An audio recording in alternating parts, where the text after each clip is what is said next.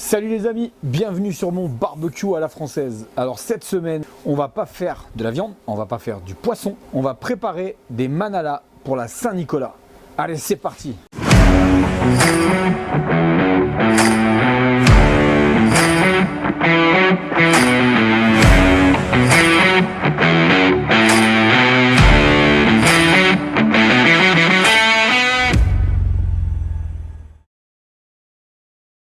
Alors les amis, comme vous le savez, chaque année à la Saint-Nicolas, on mange des petits bonhommes qui ont à peu près cette forme, et avec les oranges, le petit chocolat chaud, tout ça pour le repas de la Saint-Nicolas. Alors la recette, elle est très simple. Je voulais juste vous la partager, la faire avec vous. Je trouve ça assez sympa de pouvoir faire ces manalas pour ses enfants.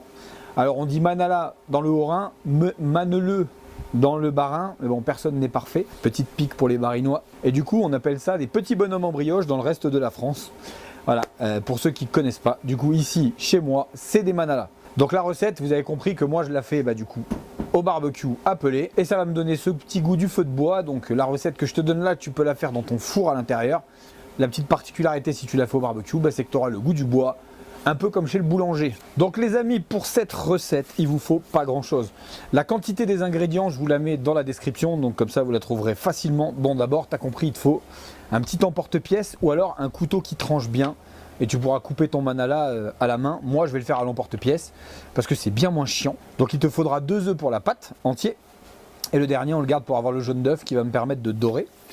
Il va me falloir du beurre préalablement ramolli, de la levure, donc levure boulangère fraîche, du lait, du sucre blanc, un peu de sel et de la bonne farine T45.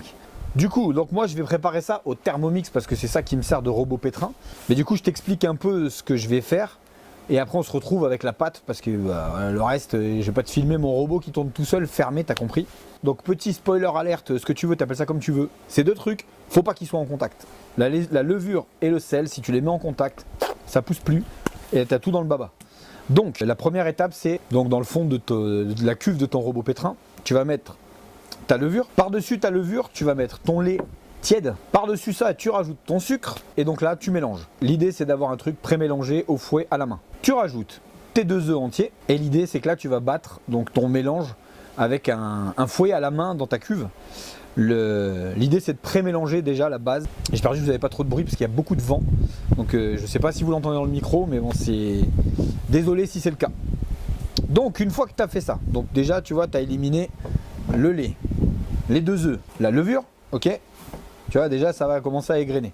Tu rajoutes ta farine dans ton mélange et là tu mets ça au robot. Donc tu pétris d'abord lentement, donc en vitesse lente pendant quelques minutes jusqu'à que tu commences à voir ta pâte mélangée.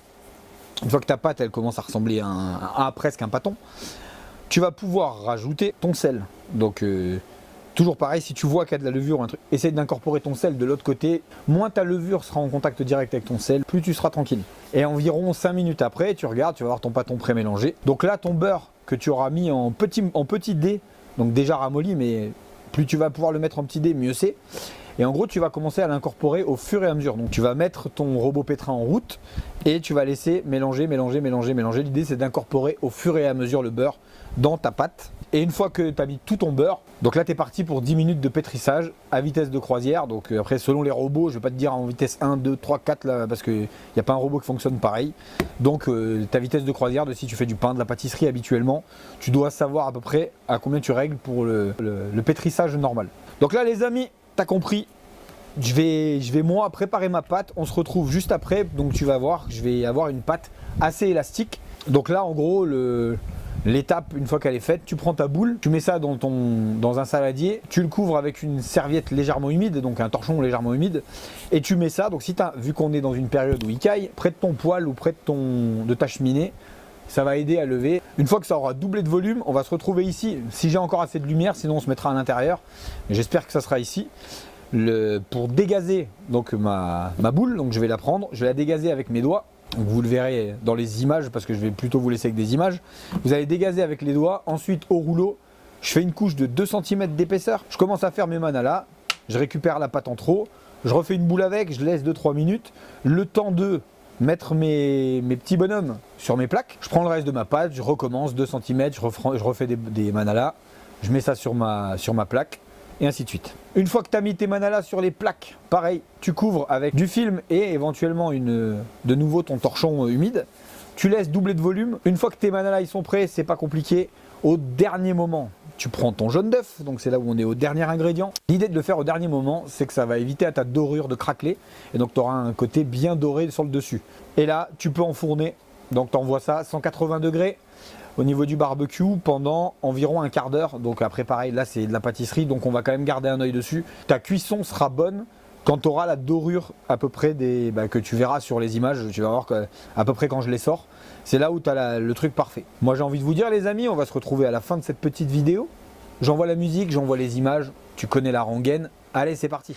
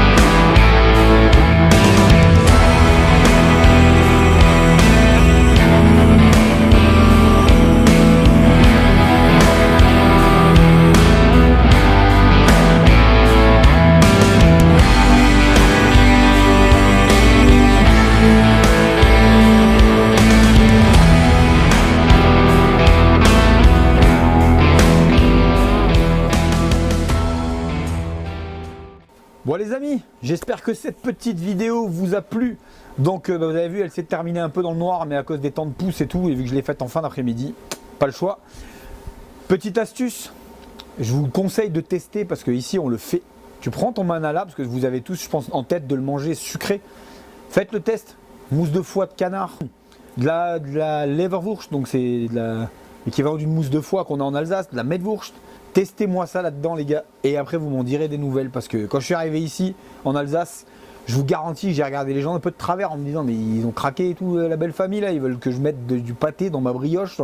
Franchement, c'est une tuerie, donc testez, et après bien évidemment, vous vous envoyez votre chocolat, vos confitures, faites-vous péter la... Je vous souhaite à tous une bonne Saint-Nicolas, pensez à vous abonner, cliquez sur la petite cloche pour les notifications, et puis moi je vous dis rendez-vous la semaine prochaine les amis.